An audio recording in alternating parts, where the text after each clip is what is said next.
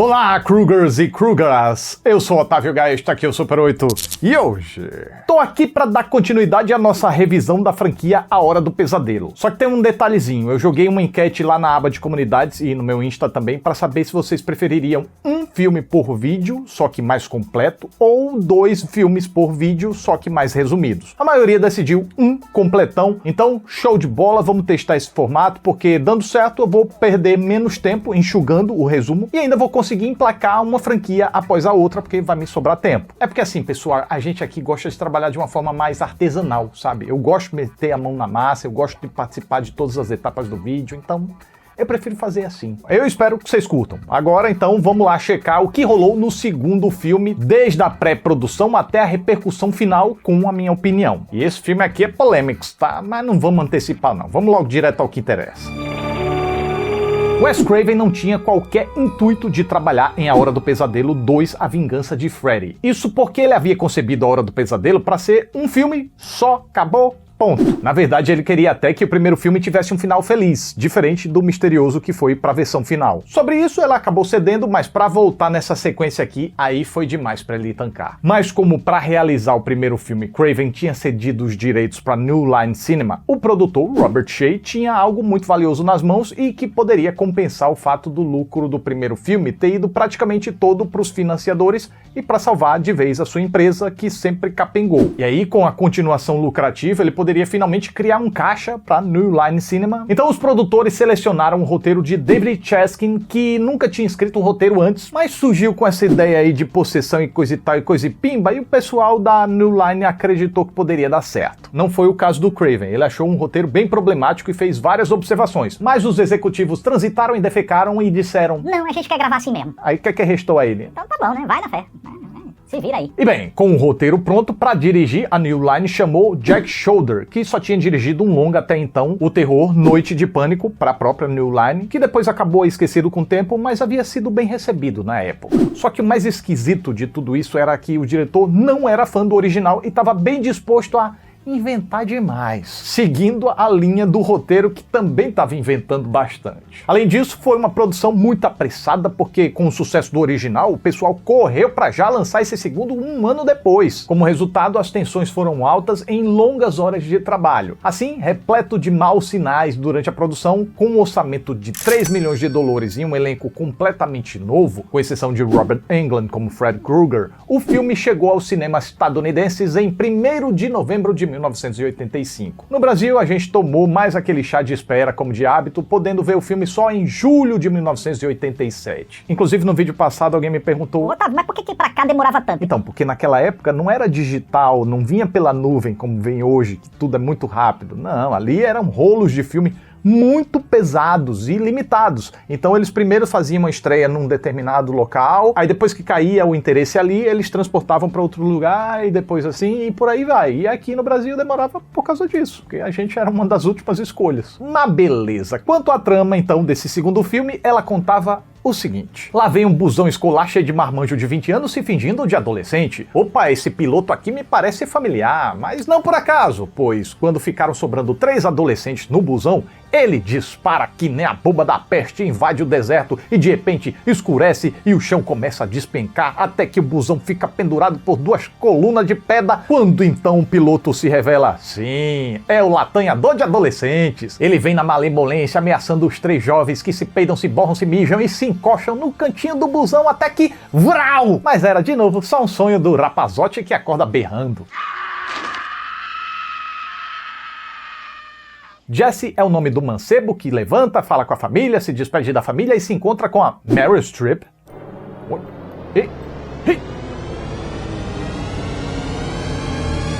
Ah não, essa atriz é a Kim Myers, que interpreta a Lisa. Lá vão eles pra escola e chegando lá, o mancebo cai no tapa com o amigo Ron, paga a bundinha, os dois ficam de castigo, falam mal do treinador e a treta morre aí. À noite, ao mimi, Jesse tem outro pesadelo em que vaga pela casa, esbarra naquele mesmo sujeito queimado esquisito, que desta vez tá caçando o moleque, mas não é pra desgrumelar ele não, é pra possuir ele, não no sentido da safadeza, eu acho. You've got the body. I've got the brain. E Jesse, pra variar, acorda berrando de novo. No dia seguinte, ele requebra o rabetão enquanto arruma o quarto, porque a sua família se mudou pra essa casa recentemente. Aí a Lisa aparece, ele paga mico, ela decide ajudar a arrumar o quarto e encontra o diário da Nancy do primeiro filme, que relata sonhos com um cara queimado e garras de metal chamado Fred Krueger, e relata também que os seus amigos foram pro Beleléu por causa desse cara. E pelo visto, o Fred, ao ser enfraquecido, ficou preso a essa casa e precisa atazanar o Jesse pra recuperar suas forças. Mas beleza, Jesse reconhece esse tal sujeito que o diário descreve e fica bolado, mas só um pouquinho, logo passa. E mais tarde, na mesma noite, ele acorda no verão de Cuiabá com as coisas derretendo tudo, desce no porão e encontra a luva do Fredão, que aparece de novo querendo que o Jesse mate por ele. Kill for me. Gente, não vai matar sozinho não, Isso tá querendo fazer os outros agora de empregado, tá pagando bem, fi. Mas o homem peida na farofa, se estabaca no chão e acorda. Ah, ele tava sonâmbulo, isso aí é novidade. Assim como é novidade o calor não ser coisa do sonho, já que toda a família do Jesse sente e até os passarinhos ficam loucão de ácido e explode. Birdemic é a origem. Já na noite seguinte, Jesse sai sonâmbulo de casa, perambulando até chegar no inferninho, onde é encontrado pelo treinador da escola, que leva ele pra fazer exercício no ginásio do colégio. Mas, hein? Que história mal contada é essa? O cara sai da birosquinha onde ele tava lá pra se divertir, pra botar o aluno de castigo na escola, de madrugada. Que roteiro de gente cheirada esse, rapaz. E o negócio ainda embola mais quando, do nada, o Fred ganha poderes de telecinésia fora do sonho, taca artigos esportivos no treinador, amarra, puxa, prende e dá chulipa na bunzanfa do homem com a toalha. Que viagem é essa, véi? Aí, do nada, o Jesse, que só tava urubucevando o catatônico, se transforma no Fred, retalha o homem e volta ao normal, banhado de xarope de groselha, com a luva na mão e espantado. E aí ele berra fino mais uma vez pra marcar esse detalhe. E se você ficou confuso se o Fred apareceu mesmo ali fisicamente ou se foi só uma alegoria narrativa da possessão, calma aí que eu também não entendi não e piora. Vamos pra frente. Agora o Jesse chega em casa escoltado pela polícia porque tava perambulando por aí refrescando o pingolim na chuva. Aí os pais veem isso e vão decidir internar o cara, porque, pô, esse menino tá, né, biruleibe das ideias. Coisa nenhuma. Eles só fingem preocupação e na prática fazem nada não. Vira a página e tá tudo certo. Chegando na escola no dia seguinte, Jesse fica surpreso ao descobrir que o treinador foi retalhado, o que não faz o menor sentido, pois ele já tinha visto o cidadão lá retalhado quando acordou no chuveiro na noite passada. Ele deu até um berro, ficou assustado, ficou Pois é, esse roteiro não se ajuda, mas a gente segue na força da fé. Mais uma noite sonhando e mais um sonho que não avança em nada. Ele vê a irmã pulando corda e cantando a canção do Fred.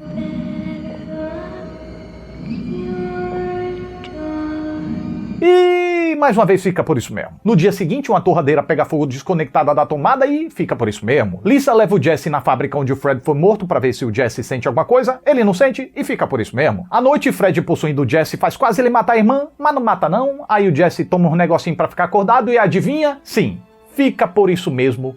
De novo, ou ainda, já que o filme travou e não avança nem com reza braba. Mas agora vai, porque tá rolando o nível da Xerox não autenticada da Meryl Streep, que tá toda borocochô porque tenta ajudar o Jesse chiliquento e ele não dá bola. Mas ela resolve tentar mais uma vez, revela seus sentimentos, troca beiçada com o mancebo e quase partem pro vamos ver, mas não partiu não, porque foi mais uma coisa que ficou por isso mesmo, porque o carinha se assustou quando brotou um linguão ceboso nele, então ele catou o cavaco dali e foi pra casa do Ron pra tentar dormir um tiquinho.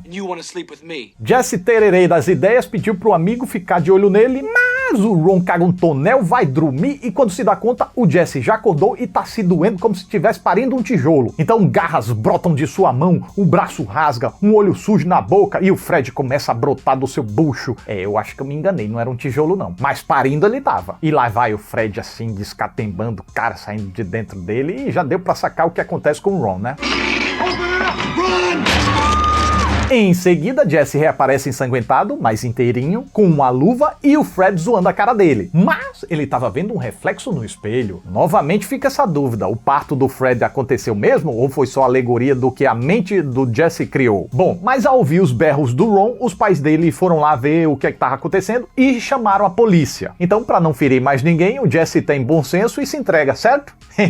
Não, ele volta pra festa, onde tá cheio de gente pra ele colocar em risco. Chegando lá, ele tem uma conversa com a Lisa que parece ter sido criada num gerador de lero-lero, já que uma frase não se conecta na outra. Fora que a mina vê o cara ensanguentado, dizendo que matou o amigo, que matou o treinador, e ela fica de boas com essa informação. Jesse, What are you talking about? Minha filha, ele já falou, ele matou gente. Até que, de repente, as coisas pegam fogo, a piscina ferve, as portas se trancam e o Jesse acaba possuído novamente pelo Fred. Aí vem aquele corre-corre de praxe. A bajuzada, Lisa corre, desaprende como portas funcionam, volta, dança tango, mal dançado, faz que vai, não vai, toma-lhe dentada como se fosse um chihuahua com raiva, bica na fuça, agarra no chão, ainda não aprendeu a abrir portas, pega uma faca, no que o Jesse tem um vislumbre de consciência e pede pra moça matar ele. Ela até tenta, mas fura e dá nem coceira, fura e dá nem cosquinha, porque esse é o Fred borracha, que sacode a Lisa, se joga pela porta e desaparece. Ninguém por ali entendeu nada, muito menos eu. Principalmente quando o Fred ressurge do chão, sai brincando de pega-pega, lanha um aqui, outro ali, sacode uma cadeira acolá. Esses dois morreram de besta, porque sozinhos caíram na piscina fervente. Essa daqui também foi pra Jeová. Esse aqui padeceu pisoteado. Já esse outro tentou negociar, mas eu acho que deu muito certo não pro lado dele. Assim, só acho.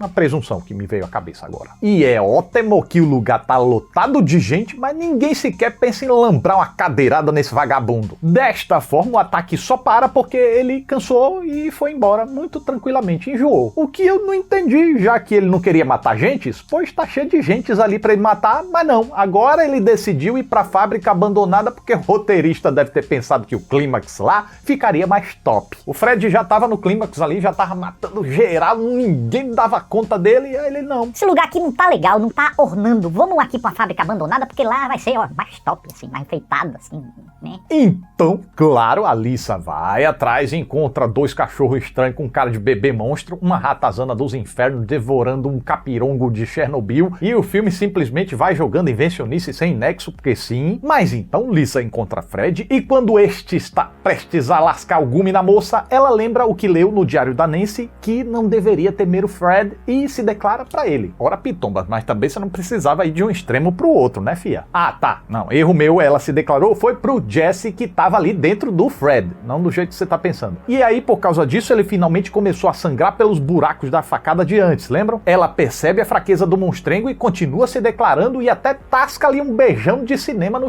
lento. Vendo a oportunidade por dentro do Fred, o Jesse causa um incêndio que tosta o Fred até ficar cocrante, liberando acid dentro dos restos mortais do vagabundo. Acabou? Acabou, mas o filme finge que não, com mais um epílogo sem sentido no ônibus escolar, em que a mão do Fred atravessa uma amiga da turminha marota, enquanto o ônibus segue sem rumo pro deserto. É sonho? Não é? Quem souber paga o lanche. Fato é que o Jesse e a Lisa nunca mais foram mencionados na franquia. Então, interprete como você achar melhor. Mas enquanto você estiver interpretando, vamos para as curiosidades.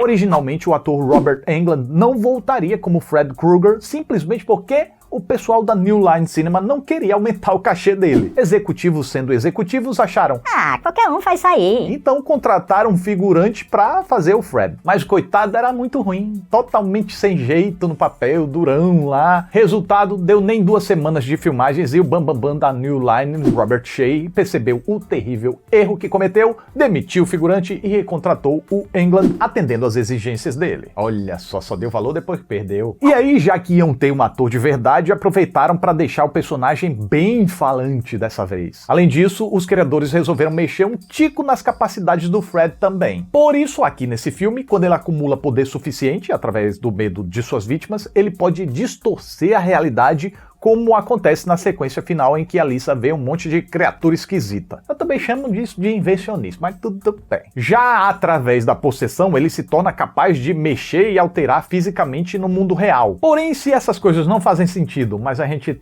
tenta, comprar a ideia, uma coisa não faz sentido de jeito maneira, que é a tal vingança do título. No primeiro, ele até caça os filhos das pessoas que queimaram ele vivo, mas nesse aqui, não tem ninguém para se vingar. A Nancy até poderia ser a razão de uma vingança, mas ela nem aparece aqui. Pois, para protagonizar essa bagaça, os produtores nem cogitaram a possibilidade de trazer a Heather Langenkamp de volta como a Nancy. Para eles, o assunto com essa personagem já tinha sido resolvido, e essa coisa nova da possessão era tão diferente do filme original que nem valeria a pena trazer ela de volta. Fora que nos filmes de terror da época existia uma tradição de não voltar com os sobreviventes dos filmes anteriores para a produção não valorizar carreiras e não ficar à mercê de cachês cada vez mais altos. Pois é, essa indústria não é moleza. Então, para protagonizar, eles queriam que fosse um rapaz, pela primeira e única vez na franquia. Os realizadores tinham Michael J. Fox em mente, mas como ele estava comprometido com o filme pouco conhecido da época, um tal de Volta para o Futuro, acho que é isso. Sobrou para ele eles fazerem teste com Brad Pitt, John Stamos e Christian Slater, para no final acabarem aprovando Mark Patton, que hoje, sendo abertamente gay, se declarou como a primeira rainha do grito masculina. Porque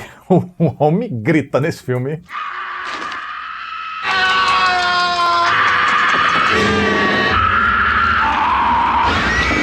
Inclusive, muita gente comenta como esse segundo filme tem um teor subliminarmente gay. But looking back, it was so gay. It was amazing. Coisa que o roteirista David Chaskin intencionalmente colocou no subtexto, mas os demais envolvidos não notaram na época. Só depois, quando o público apontou que eles... Opa!